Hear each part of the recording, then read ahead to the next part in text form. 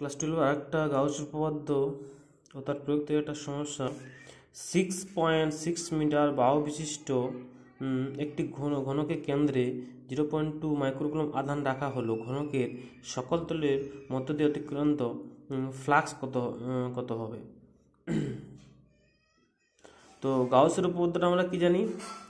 Total flux E dot DS সমান কি জানি আমরা কিউ বাই এপসাইলন নট। কোনো একটা তলের অভ্যন্তরে যদি কিউ আধান থাকে তাহলে মোট ফ্লাক্স দাঁড়াবে ই ডট ডিএস হবে।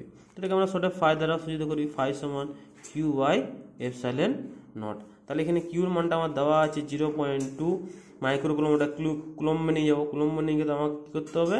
10⁻⁶ দিয়ে গুণ করতে হবে। আর এপসাইলন নটের মানটা কত দেওয়া আছে? 8.854 × 10⁻12 newton metre square coulomb inverse. তাহলে আমার মানটা বসিয়ে দিলে কি আসছে? আমার ফাই সমান কিউ বাই এপসাইলন নট, এই মানটা বসিয়ে দিলে আমার আসছে 2.26 × 10⁻4 newton metre square coulomb inverse. ধন্যবাদ। share and subscribe my YouTube channel Gurukul Physics @ 2301 Gurukul Physics YouTube channel।